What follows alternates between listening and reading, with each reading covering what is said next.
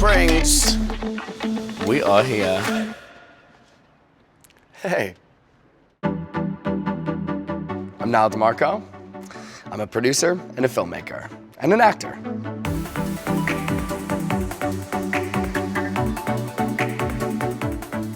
Growing up, I never had seen myself represented on screen. Nobody on TV was like me. Typically, any time that a deaf person was featured, it was very one-dimensional. And so, as a deaf person, I felt that that was really the ceiling for me in Hollywood. I was always met with this sort of yes and no answer because they didn't have any experience of deaf culture. They didn't know about our community. They just weren't exposed to it.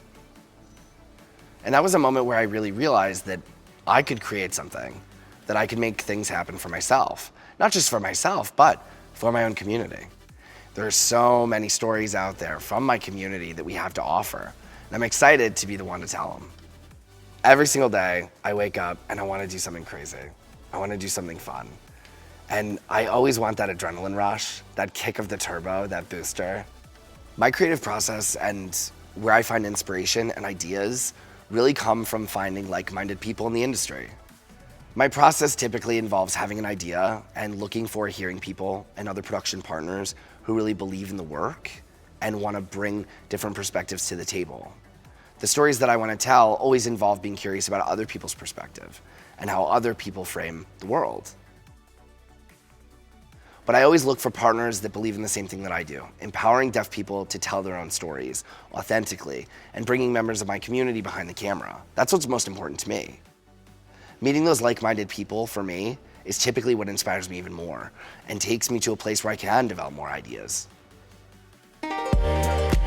It's so important to follow your own authentic truth. I look at all of my work and I think it's really stood for itself, all by really just being who I am.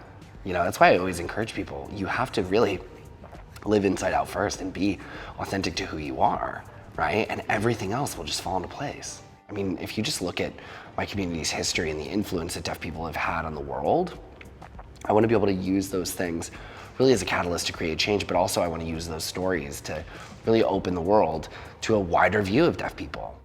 Being out as someone who is queer has really brought me to a place of inspiration, of designing who I am and designing what I like to do and what I'm passionate about. It's so nice to see people in different creative industries. I'm always curious sort of how people started their journey, how they've arrived to this point. I'm always curious about who they are and what they do. But you always see one sort of common theme, and it's that we're out and that there's a moment somewhere along the journey where we really decide to become true to ourselves.